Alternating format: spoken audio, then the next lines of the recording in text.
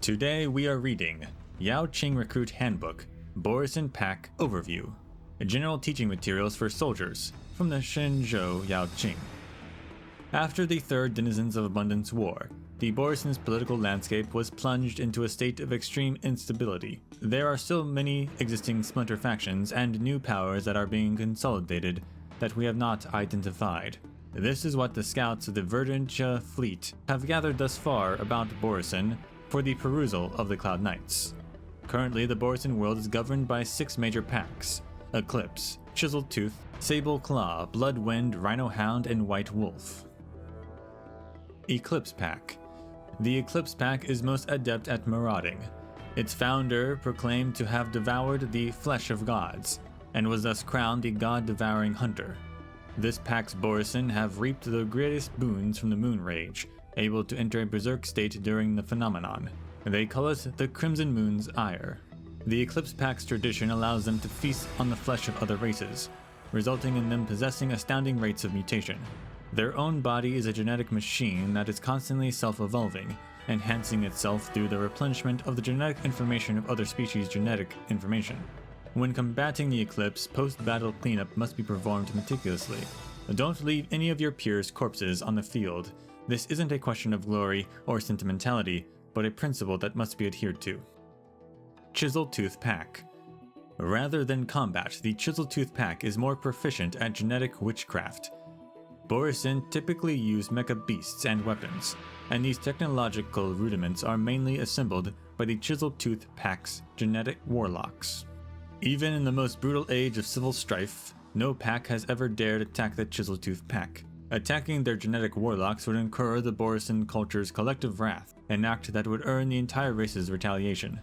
The Shenzhou Yaoqing have successfully framed attacks against the Chiseled Tooth on other Borisin tribes, a tactic that has paid dividends in scale. Based on the Chiseled Tooth Pack's complex biotechnology, during their temporary cooperation, the Verduntia fleet and the Intelligentsia Guild produced a medicinal pellet, effective in resisting most of the microbe weaponry that they spray. Please confirm that your loadout consists of this medicine or a similar agent before deploying for combat. Sable Claw Pack. The Sable Claw Pack serves as Borisin mercenaries. You may run into them on any battlefield. They are both hardy and excellent at concealment, adept at hunting, assassination, and terrorist tactics. Their olfactory senses far surpass other Borisin, to the point where they've developed a highly effective olfactory language used for pack hunting. This is why when encountering Sable Claw Pack enemies, it is a good idea to sever their links to one another through their sense of smell. The current counter tactic of the Verduntia fleet is to release smell disruptors and counter pheromones. Before deploying, every soldier should be equipped with at least 2 units of counter entrapment inhibitors, codenamed Perfume. Blood Wind Pack. The Blood Wind Pack is the most prolific in beast riding and divination among Borisin. They have the largest beast ship fleet and is capable of rallying swift transport for the entire tribe. Also, their superb mobility prevents us from accurately pinpointing their main base, but they can intermittently disrupt and raid our key installations. In this era of the Borisin Empire's absolute decline, the Bloodwind Pack may possibly be the faction that would pose the most danger to the Alliance in the future. A biological recognition tag that redirects to a pilot training program's registration page is attached at the bottom of the file. Unfortunately, you have obviously no way to open it. Rhino Hound Pack. The Rhino Hound Pack is currently the youngest among all packs. It is an anomaly among Borisin, a race that pursues hunting as a way of life. They revel in intensive agriculture among their settled planets, and are highly adept at defensive strategies. It is this cultural trait that makes the Rhino Hound Pack highly skilled in business, as well as their strict behavioral adherence to keeping relative peace. Such a style of conduct has allowed them to establish relations with some factions, such as the IPC, for mutual trade. Different from most Borisin who pursue the advancement of biological tech, the Rhino Hound Pack is far more interested in studying industrial methods that enhance flesh and bone. After their coming-of-age rite, Rhino Hound Pack younglings will receive their first power-armored exoskeleton.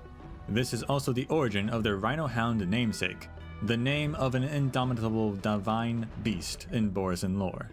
Many Borisin believe that the Rhino Hound pack has betrayed the sacred way of life that the Father Wolf Durin founded, while some young Borisin believe that the Rhino Hounds are the future moving forward. Rhino Hound pack members are occasionally or frequently capable of negotiation discourse, but don't hold out too much hope. Borisin will always be Borisin. When you show fear or bleed, they will reveal their true nature and speak with their armaments instead. White Wolf Pack. Among the 6 major packs, the White Wolf Pack may be the most special and the most wicked of the lot. It is the only Borisin pack not led by Borisin, but by Foxians, who call themselves White Wolves within the pack. Over 7 centuries ago, after Hule's capture by the Alliance, intense civil strife exploded among Borisin. Capitalizing on this chaos, a group of Foxian slaves chose to rise in revolt. In this earth-shattering slave rebellion, the leader, who called themselves the White Wolf Khan, slew their own master and led their forces in the occupation of the pack's planet. The Borisin were unable to quash this rebellion, and the White Wolf Khan's kingdom has remained to this day. Presently, led by Foxians, the brutal White Wolf pack commits the most atrocities among all Borisin packs. They rely on such performative zealotry to show themselves as more Borisin than the true Borisin, to ensure that they never go back to their enslaved fates again. The White Wolf pack's most common combat tactic is to herd their Foxian brethren at close quarters to function as both vanguard and fodder, primarily to rile up the emotions of the enemy front line. This tactic is also used by other packs, but most frequently by the White Wolves. Apart from this, they also usually disguise themselves as Shinjo Foxians in battle, yelling out "Don't attack, I'm one of you" in the Verdentia tongue, misleading the Cloud Knights into hesitation and confusion, before taking this opportunity to slit their throats. Seeing as the White Wolf pack is prolific in disguise, infiltration, and assassination from the reader, Yaoqing Cloud Knights will regularly conduct psychological screen tests on Foxian soldiers.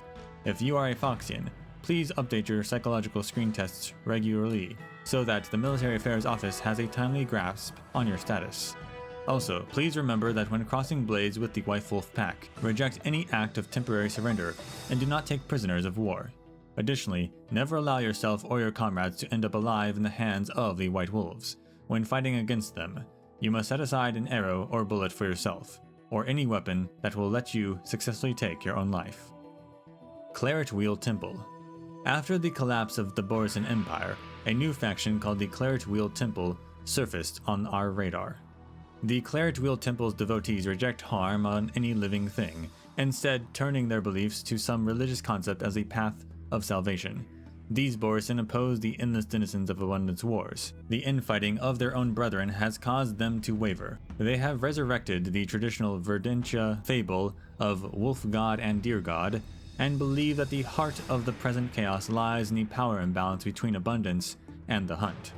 The Claret Wheel Temple currently has close to 10,000 disciples, most of which are Borisin, with a minority of them from the other denizens of abundant species. These war-weary denizens have found their safe haven under the protective wing of the monastic Claret Wheel Temple masses. The Claret Wheel Temple monks can be identified from a distinct characteristic.